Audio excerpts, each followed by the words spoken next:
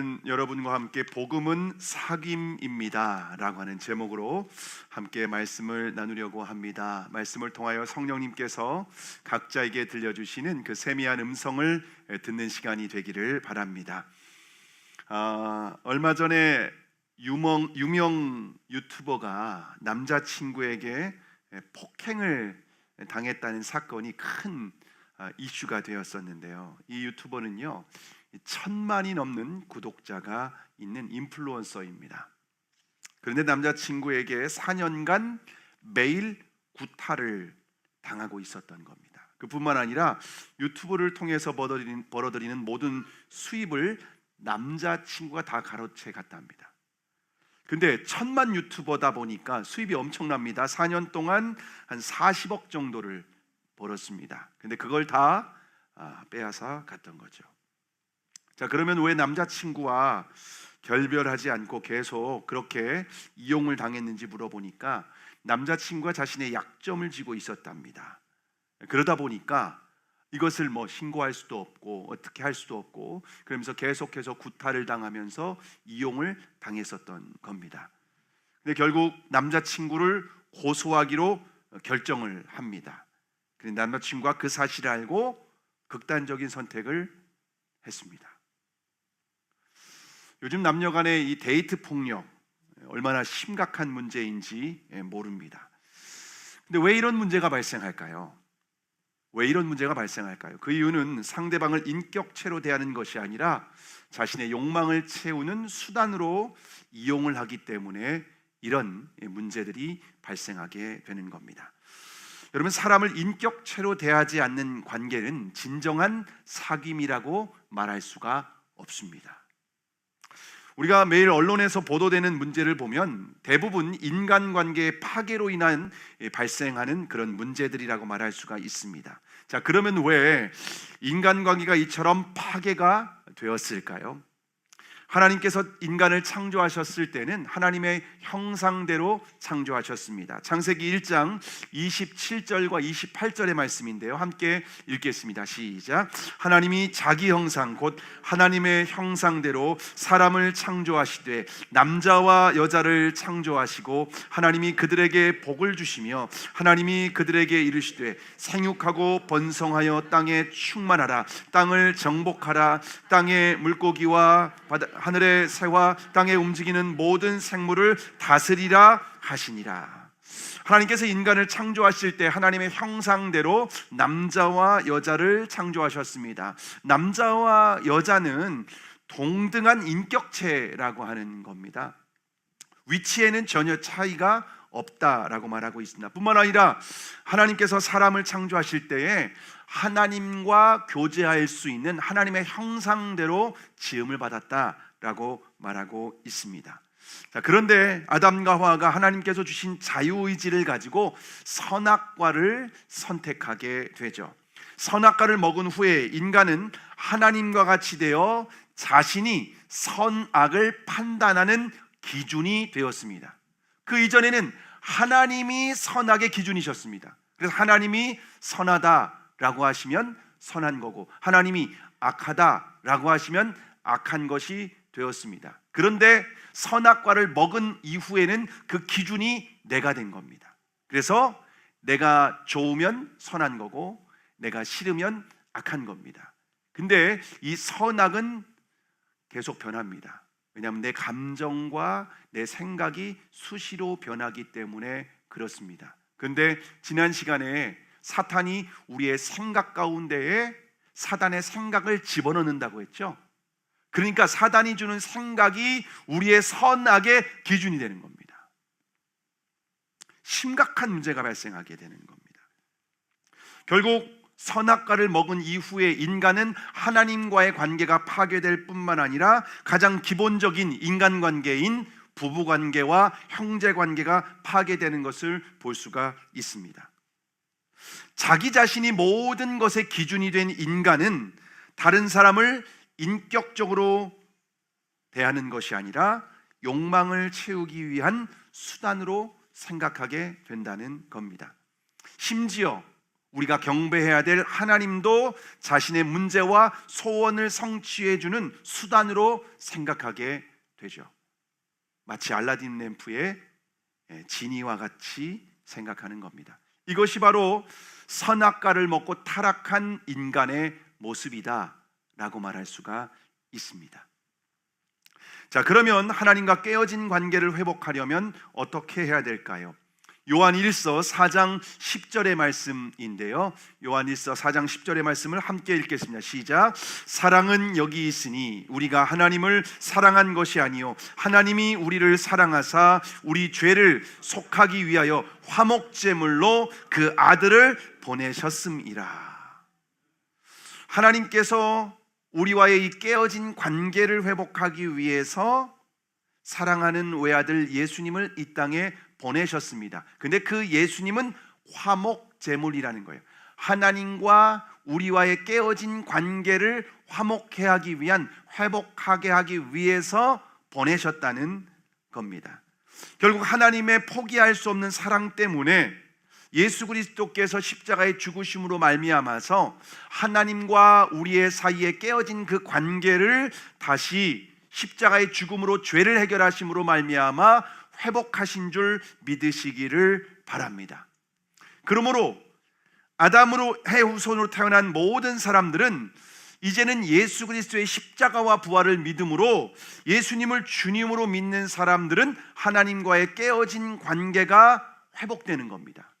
근데 우리가 예수님을 주님으로 믿는다라고 하는 말은 어떤 의미냐면 이제는 더 이상 내가 선악의 기준이 아니라 예수님이 기준이라는 거예요. 예수님이 주인이시고 예수님이 기준이시고 예수님의 말씀과 뜻대로 이제는 순종하며 살아가는 사람들이라는 겁니다. 그런 사람들은 예수 그리스도로 말미암아 깨어진 하나님과의 관계가 화목해 회복해 된 줄을 믿으시기를 바랍니다. 자, 그러면 하나님께서 우리를 구원하신 목적은 무엇일까요? 구원하신 목적은 무엇일까요? 오늘 본문 3절의 말씀입니다. 3절을 함께 읽겠습니다. 시작. 우리가 보고 들은 바를 너희에게도 전함은 너희로 우리와 사귐이 있게 하려 함이니 우리의 사귐은 아버지와 그의 아들 예수 그리스도와 더불어 누림이라.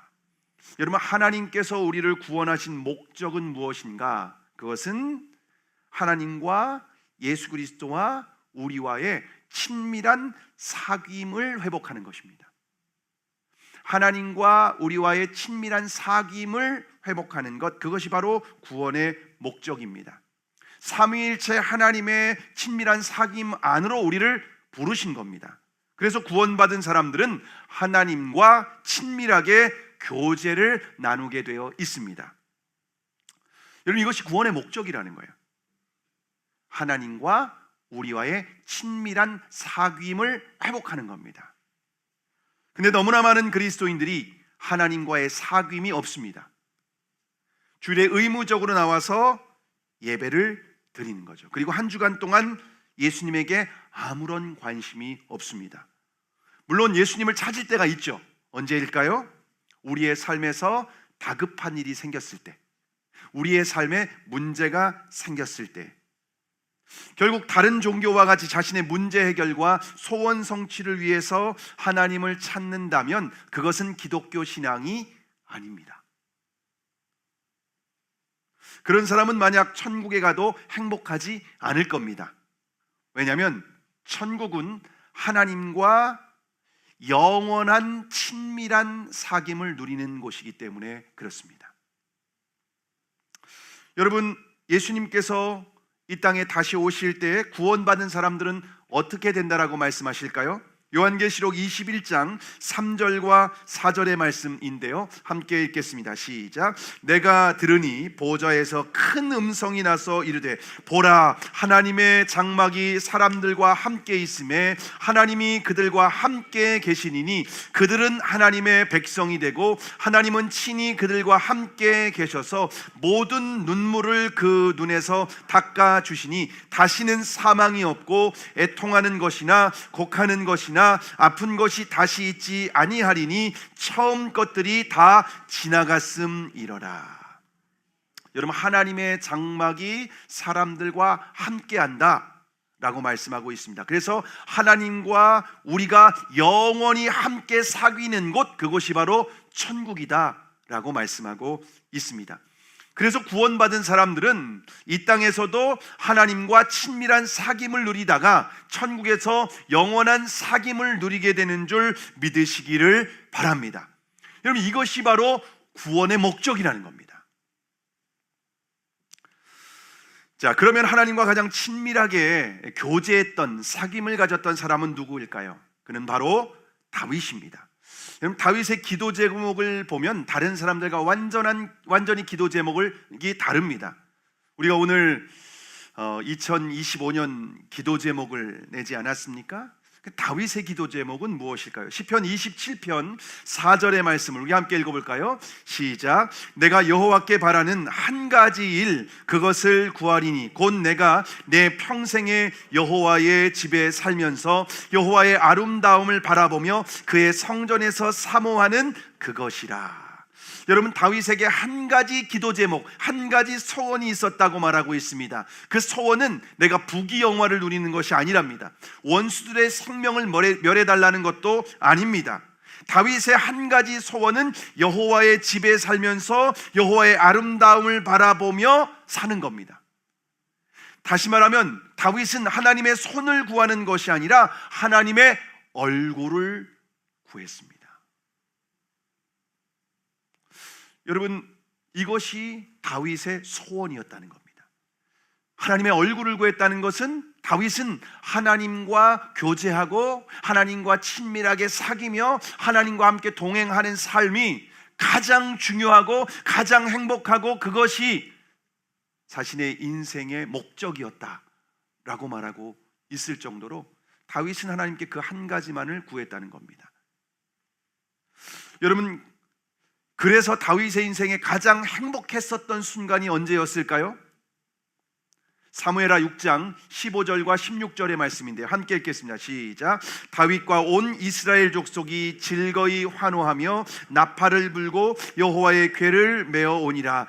여호와의 궤가 다윗 성으로 들어올 때에 사울의 딸 미갈이 창으로 내다보다가 다윗 왕이 여호와 앞에서 뛰놀며 춤추는 것을 보고 심중에 그를 업신여기니라.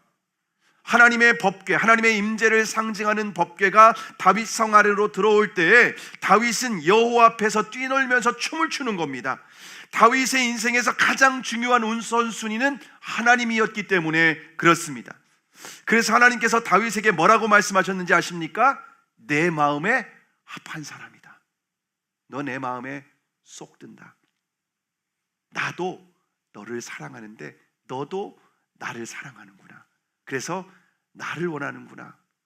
하나님이 너무 마음이 행복하셨어요. 그래서 하나님께서는 다윗을 존귀한 사람으로 세우시고 이스라엘 역사 가운데에 가장 위대한 왕으로 사용하신 줄 믿으시기를 바랍니다. 반면에 그런 모습, 하나님의 법궤를 바라보며 기뻐하며 뛰는 그런 다윗을 바라보면서 다윗의 아내였던 미갈이 심중에 뭐라고 여겼습니까? 업신여겼대요. 하나님을 기뻐서 천진난만하게 뛰면서 하나님을 예배하는 다윗을 업신여겼다고 말하고 있습니다. 그 뒤로 미갈이 어떻게 되는지 아십니까? 자식이 없었습니다. 하나님의 저주를 받게 되죠.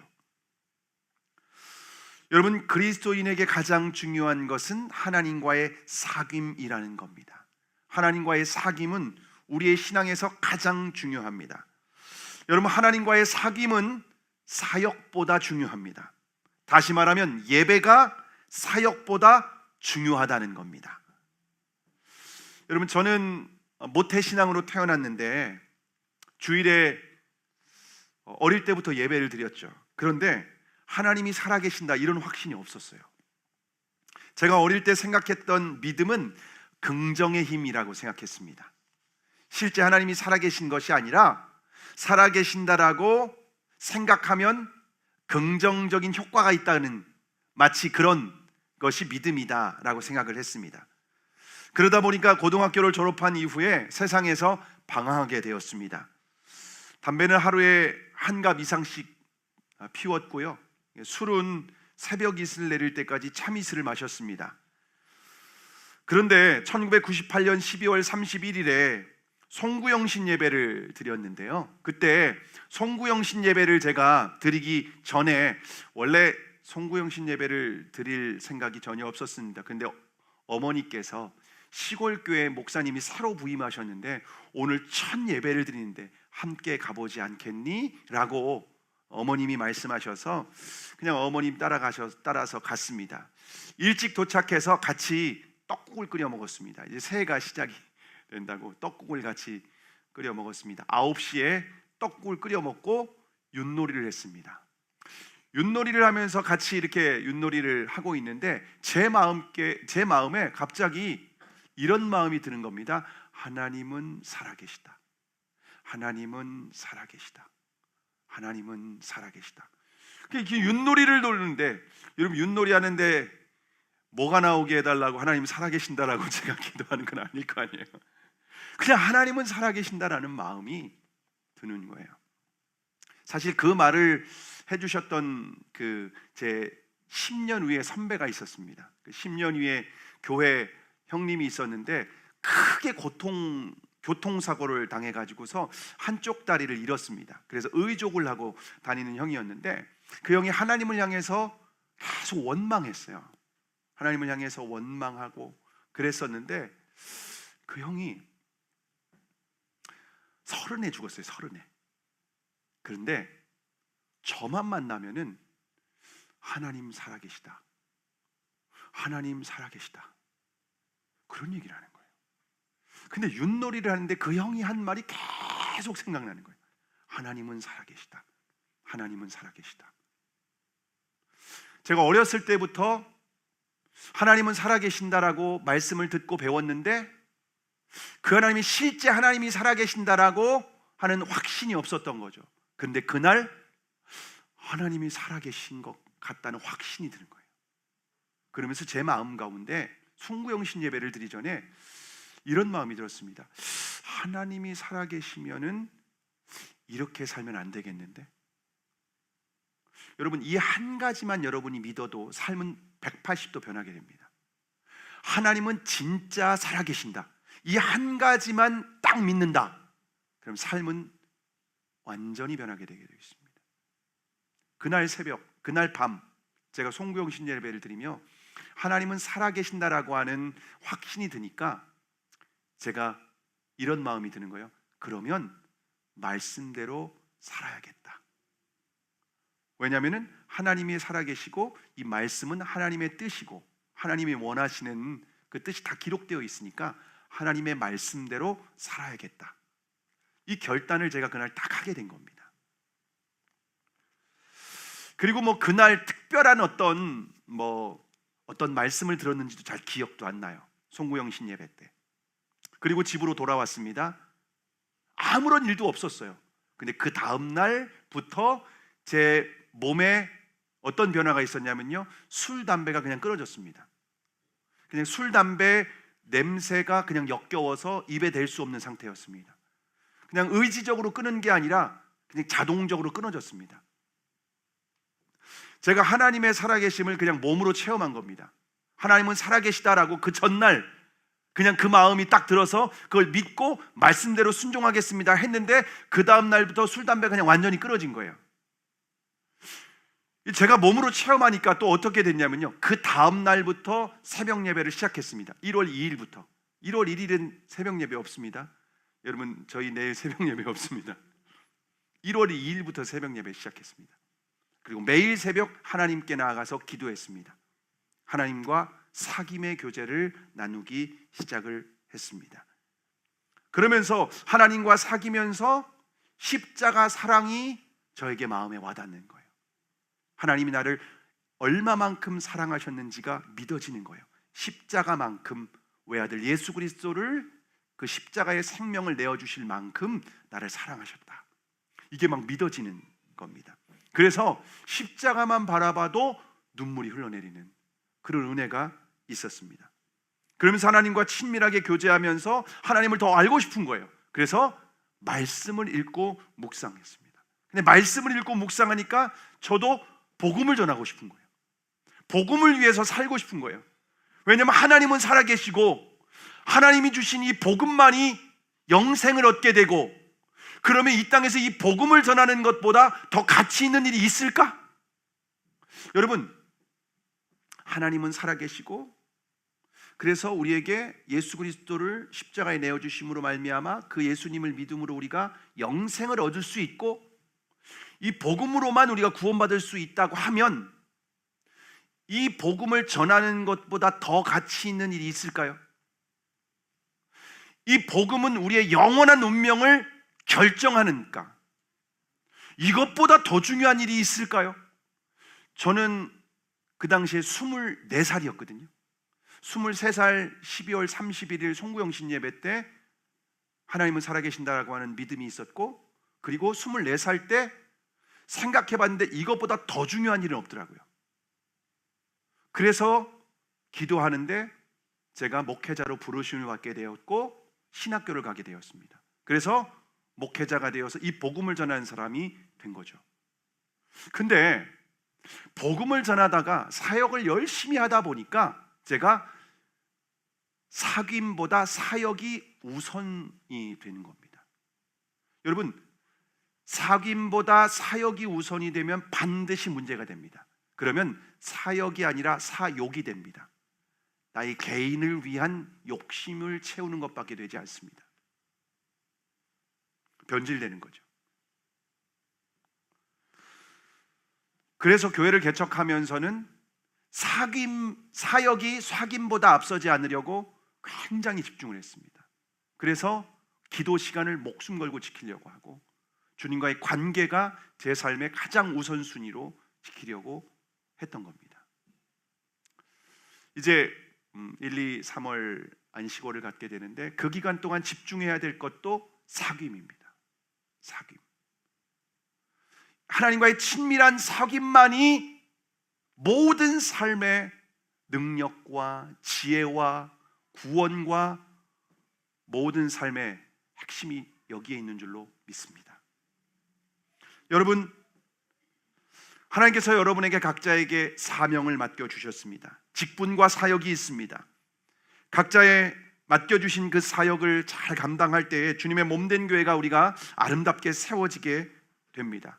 이제 2025년에 교회를 이렇게 또 청소하시겠다고 헌신하신 분들이 참 많이 있습니다. 너무 귀합니다. 근데 분명한 것은 사역보다 사귐이 우선입니다. 다시 말하면 예배가 우선이라는 겁니다. 근데 제가 사역을 하다 보니까, 전에 사역했던 교회에서 보니까 식당 봉사한다고 예배를 안 드리는 거예요. 주일학교 교사한다고 예배를 안 드리게 되는 거예요. 그러면 항상 문제가 되더라고요. 그 사역은 사역이 아니라 결국 그 사역 때문에 갈등이 일어나게 되고 은혜를 못 받고 사역하니까 항상 문제가 되는 것을 보게 됩니다. 그러므로 하나님과의 사귐을 통해서 은혜를 받은 후에 우리에게 맡겨주신 사역을 감당해야 되는 줄 믿으시기를 바랍니다. 자, 그러면 하나님과의 사귐을 깨는 것이 무엇일까요? 사귐을 깨는 것이 무엇일까요? 요한일서 1장 6절의 말씀인데요, 함께 읽겠습니다. 시작. 만일 우리가 하나님과 사귐이 있다 하고 어둠에 행하면 거짓말을 하고 진리를 행하지 아니하거니며. 여러분, 죄가 있으면 거룩하신 하나님과 교제할 수 없다는 겁니다. 죄는 하나님과의 친밀함을 파괴합니다. 많은 성도들이 예배하고 기도하고 말씀으로 하나님과 교제하려고 합니다. 그런데 아무리 노력해도 하나님과의 친밀한 교제를 누리지 못하는 이유는 무엇일까요? 그 이유는 우리의 삶에 습관적인 죄가 있기 때문에 그렇습니다. 여러분, 사단은 우리의 삶에 죄를 집어넣어요. 우리의 마음과 생각 가운데 계속해서 죄를 집어넣는다고 했죠. 그러면 그 습관적인 죄 때문에 하나님과의 친밀한 사귐을 누리지 못하게 된다는 겁니다. 요즘 많은 사람들이 스마트폰 때문에 하나님께 집중을 못합니다. 스마트폰 때문에 습관적인 죄를 짓게 됩니다. 스마트폰 때문에 말씀 묵상할 시간이 없고요, 스마트폰 때문에 기도할 시간이 없습니다. 꼭 스마트폰뿐만 아니라 하나님과의 관계를 깨는 우리의 삶에 많은 것들이 있습니다.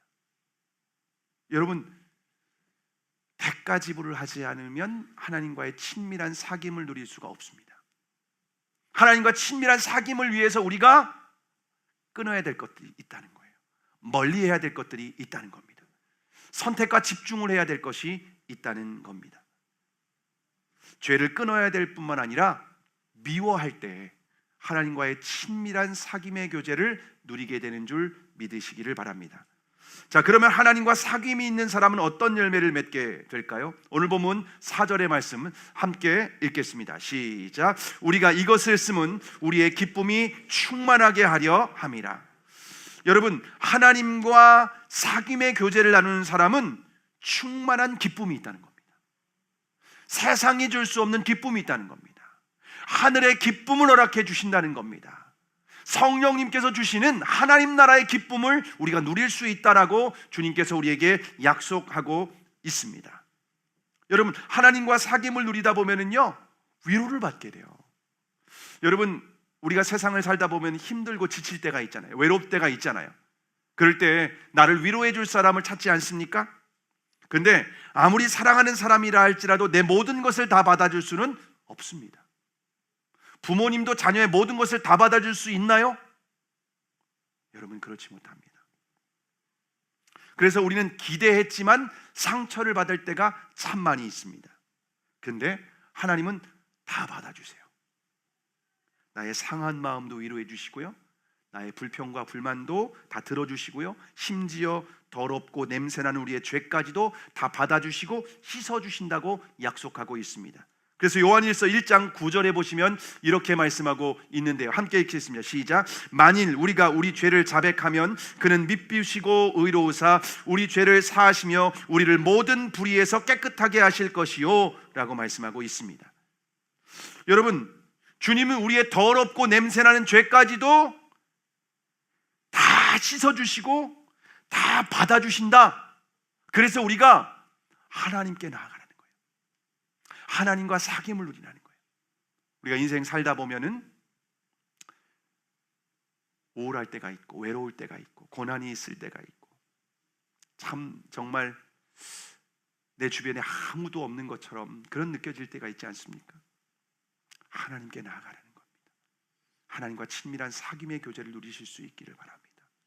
그러면 그분은 참된 위로자가 되실 뿐만 아니라 모든 것을 다 받아주실 기대를 다 준비를 하고 계십니다. 여러분, 그분은 생명까지 내어주시고 우리를 받아주시려고 기다리고 있습니다. 그분과의 사귐이 우리의 인생에서 가장 중요한 줄 믿으시기를 바랍니다. 그래서 그분과 사귈 때에 종교적 의무감이 아니라 기쁨으로 나아가서 교제할 때에 참된 기쁨을 누리게 될 뿐만 아니라 세상이 줄 수 없는 충만한 은혜가 우리에게 임하게 될 줄 믿으시기를 바랍니다. 여러분, 그런데 하나님과 친밀하게 사귀다 보면은요, 하나님과 닮아가게 되어 있습니다. 여러분, 누군가를 사귀다 보면은요, 닮아가게 되어 있습니다. 제가 제 아내를 만나기 전에 스파게티를 제가 먹어본 적이 없습니다. 보기보다 촌놈이었습니다. 네. 촌놈으로 보이시나요? 네, 그래서 아내가 스파게티 먹고 싶다고 했는데 느끼해서 못 먹겠더라고요. 그래서 토마토 스파게티를 먹다 보니까 나중에는 그게 맛있어지고 또 먹다 보니까는 크림 스파게티가 좀 좋아지고 이제는 오일 스파게티도 좋아합니다. 아내가 좋아하는 것을 교제하다 보니까 저도 좋아하게 되고 아내가 싫어하는 것을 저도 싫어하게 되더라고요. 그럼 이게 사귀다 보면, 교제하다 보면은 교제하는 사람을 닮아가게 되어 있는 거죠. 그 사람의 취향, 그 사람의 스타일 닮아가게 될 수밖에 없지 않습니까? 여러분, 우리가 하나님과 사귀다 보면요, 하나님을 닮아가게 되어 있습니다. 그러면 하나님이 나를 용서하여 주시고 나를 받아주신 것처럼 우리도 다른 사람을 용서하고 사랑해 줄 수 있는 줄을 믿으시기를 바랍니다. 이것이 바로 하나님과 사귐의 교제가 있는 사람들의 특징이라는 겁니다. 그래서 하나님과 사귀는 사람들은요, 두 가지 특징이 있어요. 첫 번째는 기쁨이 있어요. 충만한 기쁨이 있어요. 두 번째 특징은 다른 사람을 용납하고 사랑해 준다는 거예요. 이것이 바로 하나님과 사귐을 누리는 사람의 특징이라는 거예요. 그래서 하나님과 사귐을 누리는 사람은요, 다른 사람을요, 자신의 욕망을 채우기 위한 수단으로 생각하지 않아요. 인격적으로 존중합니다. 왜냐하면 그리고 그 사람의 어떤 약점이 있다 할지라도 그것을 공격하고 이용하는 것이 아니라 그 인격적으로 그 사람을 수용해주고 사랑해주고 친밀한 사귐의 교제를 누리게 되는 겁니다. 여러분, 이것이 하나님께서 우리와 사귐의 교제를 누리기를 원하시는 겁니다. 그래서 하나님과의 사귐을 회복한 사람들은 사람과의 관계에서 사귐을 회복하게 되어 있습니다. 여러분, 그것이 그렇게 살아가는 사람들이 그리스도인인 줄을 믿으시기를 바랍니다. 교회 안에서 하나님과의 관계가 회복되고 사귐의 교제를 누리다 보면 우리는 다른 사람과의 관계 가운데에서도 사귐의 교제를 누리게 됩니다. 인격적으로 존중해주고, 그리고 그것이 교회, 가정, 세상으로 흘러가게 됩니다. 진짜 예수님 믿는 사람, 진짜 하나님과 사귐의 교제를 누리고 진짜 하나님을 닮아가는 사람들은 이 세상의 생명수와 같은 사람, 빛과 같은 삶, 소금과 같은 삶을 살아가게 되는 줄 믿으시기를 바랍니다. 저와 여러분이 2024년 이제 마무리할 때가 되었습니다. 여러분, 2024년 어떻게 사셨습니까? 하나님과 친밀하게 사귐의 교제를 누리셨습니까? 그래서 여러분이 만나는 사람들마다 그런 사람들에게 용서와 사랑이 흘러가는, 여러분 안에 있는 기쁨이 흘러가는 그 은혜의 통로로 여러분 살아오셨습니까? 우리가 어떻게 하면 하나님과 사귐을 그럼 누릴 수 있는가? 요한계시록 3장 20절에서 우리에게 이렇게 말씀하고 있는데요. 요한계시록 3장 20절 말씀 함께 읽습니다. 시작. 볼지어다 내가 문 밖에 서서 두드리노니 누구든지 내 음성을 듣고 문을 열면 내가 그에게로 들어가 그와 더불어 먹고 그는 나와 더불어 먹으리라.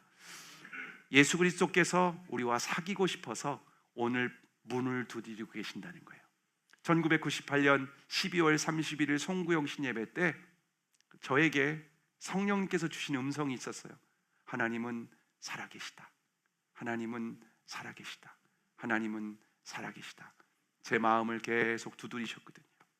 근데 그때 제가 마음 문을 열었어요. 마음 문을 열고 네, 하나님 이제 말씀대로 살겠습니다. 그렇게 주님을 영접했을 때 내 삶에 놀라운 변화가 일어나게 된 줄 믿으시기를 바랍니다.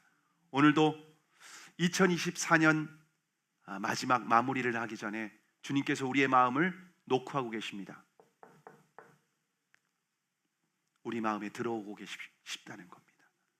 그래서 하나님과의 깨어진 관계를 다시 회복하고 싶어 하십니다.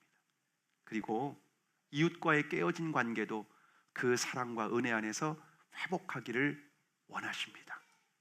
오늘 그 주님의 노크 소리에 한 사람도 외면하지 마시고 우리 주 예수 그리스도를 우리의 마음 가운데 모셔드리고 그 예수 그리스도와 친밀한 사귐을 누리시며 이 땅 가운데에서 또 다른 사람을 용서하고 사랑하며 이 땅에 빛과 소금의 삶을 살아가는 저와 여러분이 되기를 주님의 이름으로 축복합니다.